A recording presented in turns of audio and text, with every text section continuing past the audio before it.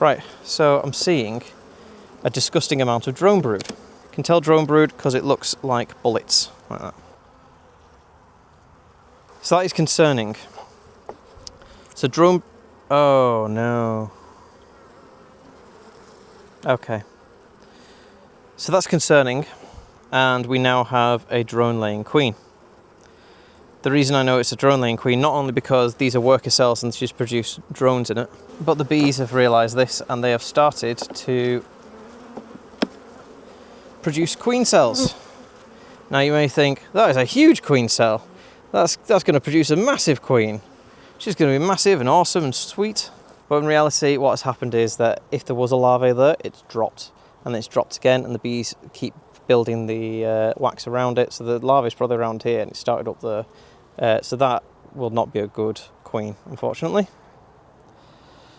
But that means that this colony is probably going to be queenless very soon. And it's certainly on its way to death. There's another queen cell back here, and that is a drone. So if you look here, this was a queen cell. It was vertical like that, and I've opened it up, and inside that is a drone. You can tell because its eyes are humongous. So drone laying queens can't produce new queens. All they can do is produce drones. So the bees may have wanted this larvae to turn into a queen, may have fed it up to become a queen, but that is 100% a drone, sadly. So this colony is doomed. So annoyingly, what I'm going to have to do is shake all the bees out and have them go into that one instead. Or find a colony that's strong enough to deal with this many bees. Because there are quite a lot of workers here. But this is a bit of an issue that I've been having on this site, is that a lot of these bees, these queens that I'm getting here, are turning into drone layers, which is very strange. I've never had so many turn into a drone layer mid-season. Now, they are all queens around the same age, and they were produced by me during a very, very rainy year. So it could just be that all the queens are starting to become drone laying because they've run out of sperm from that year when it was probably particularly terrible mating. But yeah, so I'm going to have to shake this out. Let's check this hive over here and see what they look like. We'll shake these bees out. I'll take the box that is full of honey, and I'll possibly give them the box that has some nectar and stuff like that in it. What a shame. The good news is that I've not seen any eggs, so the chances are that that queen has been seen off when the bees thought that they had a queen cell ready. So have a look at that hive over there, and then we'll see. Drone laying queens doing absolutely nothing. Right, so this here was a nuke that I expanded into a full-size hive. It looks like it has expanded quite well. The bees look relatively happy and healthy. I'll have a quick look through. This was mostly foundation, so see if they've drawn out. That's not drawn out. Now, if this one doesn't have a queen, oh god, I don't know what I'm going to do. I have to choose one of the ones over there. So that is a lovely frame of capped brood. Perfect. That is exactly what I want to see. As is that side as well. Amazing. Oh, good. That's some good news. What I might do is, if the queen is not there in that one, I'm going to combine them. But what I need to do is remove all the queen cells. So it's a mix-up, really. I don't know whether to combine them, which means using a bit of newspaper and a queen excluder, and I don't have any queen excluders on me, so it could be a bit interesting. Oh, I do. I've got one queen excluder, actually. I could do that. Or shake them out in front of the hive, and then the bees choose who they want to have. So that there is the queen. She's got a lovely black back, and she's got a lovely blue dot as well. So that queen is 2 years old. So she's well versed in being queen. Right. Because I took her out of one of the nukes over there because they were trying to swarm. So, close it up. Okay, so what I'm going to do is... What I'm going to do? That is a good question. I think I'm going to go through that hive again, see if I can find queen cells. If I can't see queen cells, I'm just going to combine them. And we'll just see what happens. I'm also going to get my fork as well, and any drone brood that I see, I'm just going to scrape out and take it back down to foundation, because I don't want this colony thinking that their queen is a drone layer, which can happen. Right, so let's do that. I'm going to get some newspaper. Right, so I've got some newspaper. So what you do is you lie the newspaper on top of the frames.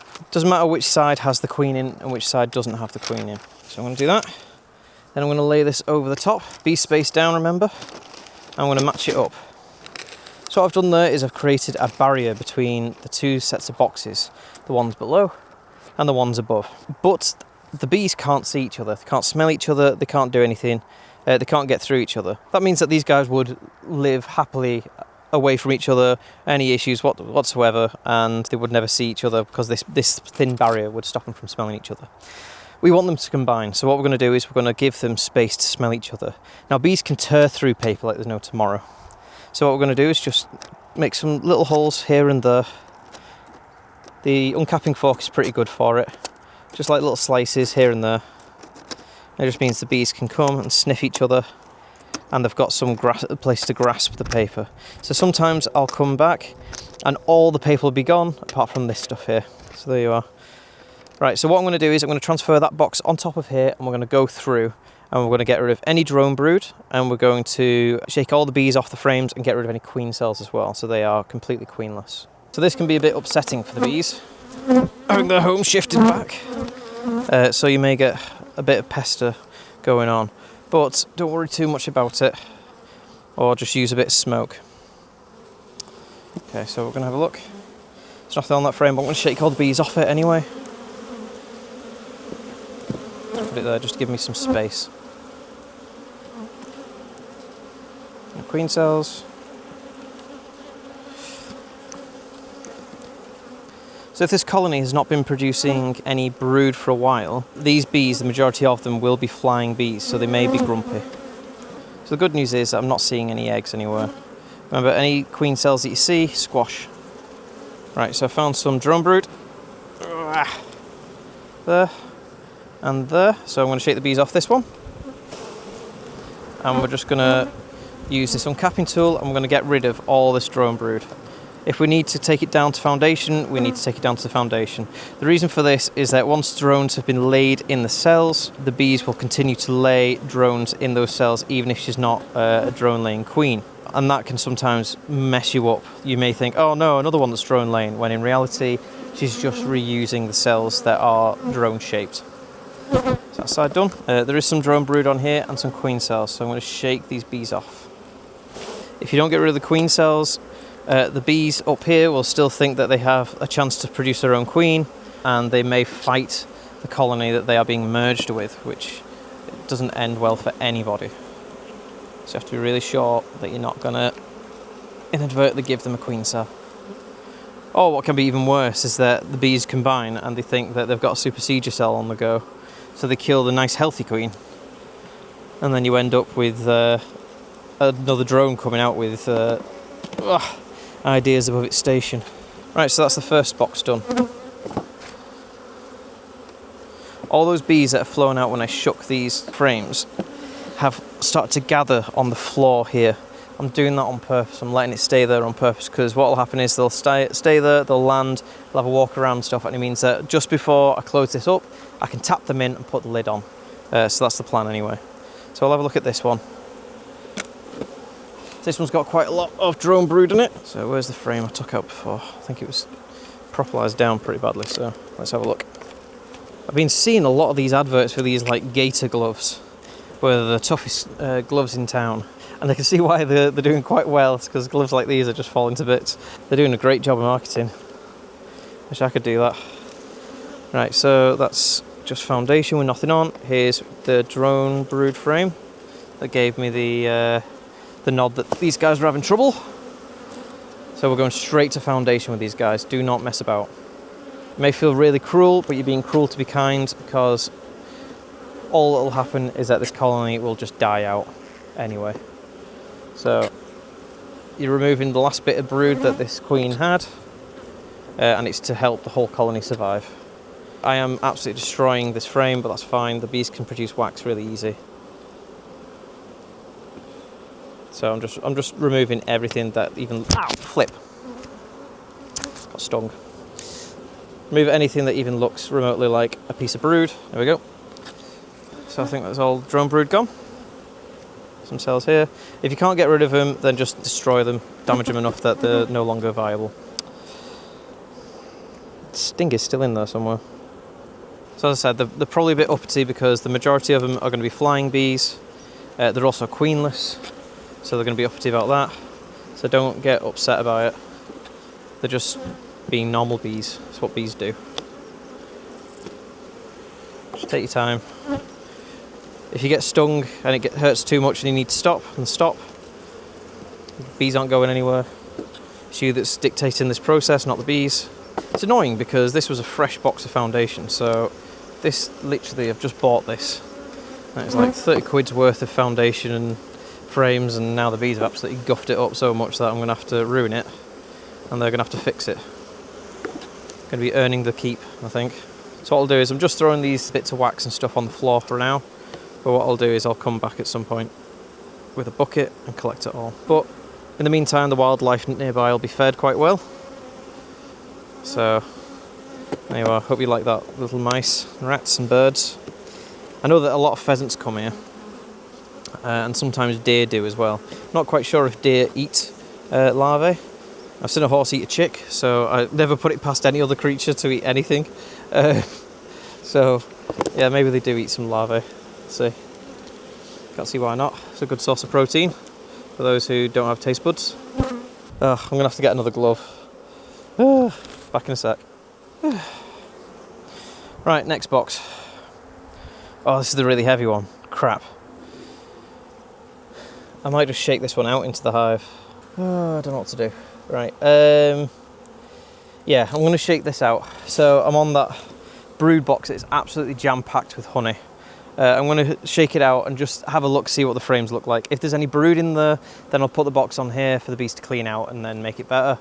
If there's no brood on there, I'm just going to take it home and I'll just use that. Just extract it. But, oh my god, there's so much propolis in this box. It's crazy. Right, shake this off. Right, I'm going to move these frames over here so it's well away from any bees. Last thing I want him to do is rob it out. Wow, that's a heavy frame.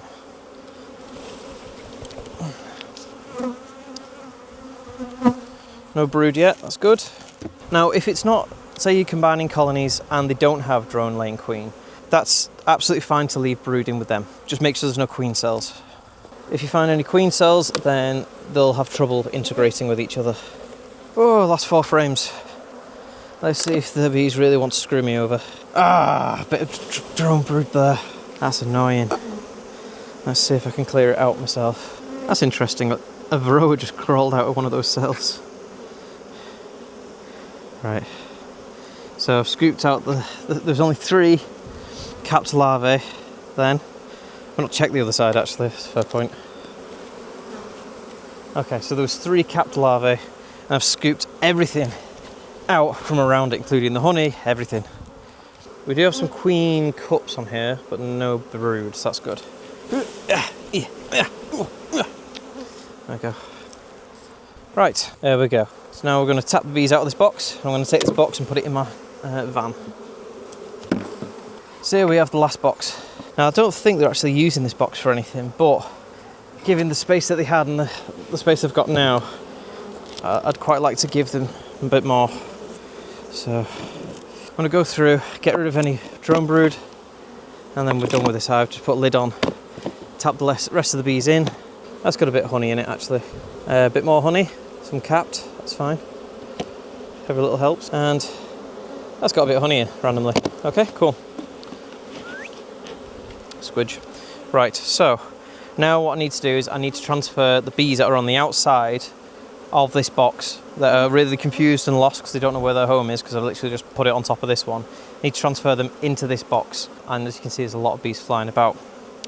So what I'm going to do is I'm going to leave this floor here just for a couple of minutes, and what I'm going to do is I'm going to scoop up the ones that are along the side here and confused and just drop them into this box, and I'll put a crown board on top just to hold them in there while I get the others ready.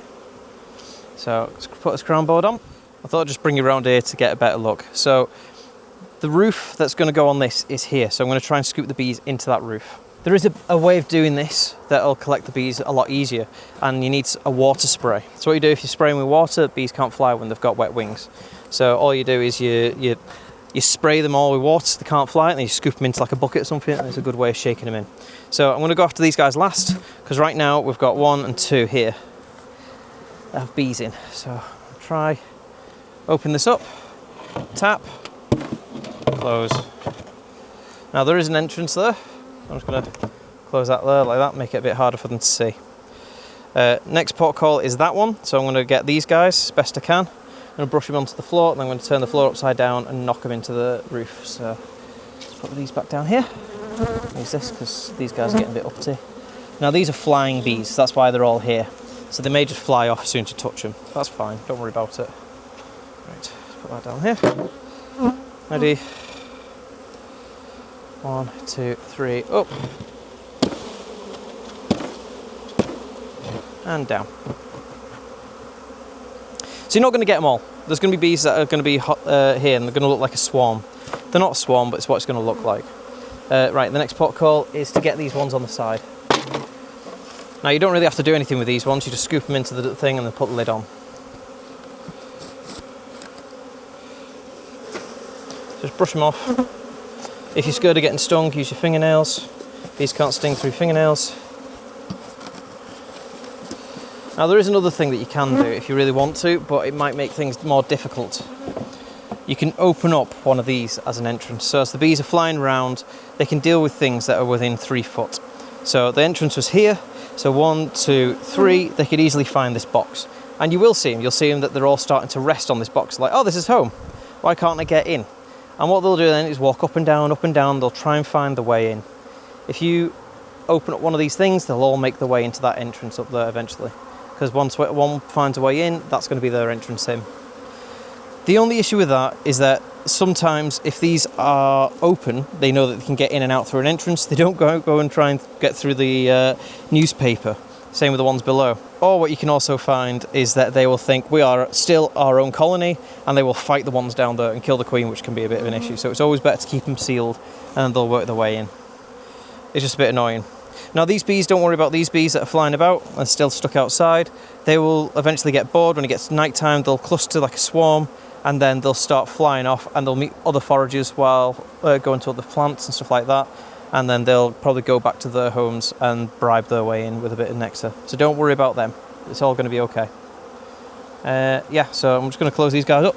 A bit of combining, not what I was expecting today. But every day is a new day.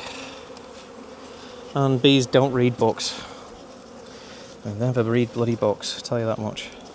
And make sure, when you do finish it, doing what you're doing, you move everything well away from where they are. So I'm going to move this entrance and stuff over here. I'd say I'm done here. Get away, you stripy idiots! Go! Leave it alone! It's my honey, not yours. Go! Away! They don't like it if you swing nearby. Let's hope this is good content. If you enjoyed this video, please hit subscribe and possibly hit like if you liked it. It means other people will find my videos a bit easier if the more people that like them, so that's really cool. If you have any questions whatsoever or any sort of critiques or comments, or maybe you just want to say, Greg, you've got great teeth today, or have you lost a bit of weight? Yes, I have. Thank you very much for asking. If you want to ask anything like that in the comments, please throw it out there. I'm always happy to answer back. I'm always happy to converse with you. Always happy to argue with you if that's what you want. Other than that though, I hope you have an amazing time. I hope your season has been fantastic. I hope you've produced more honey than me. Yeah, I'll see you guys next week. Bye bye.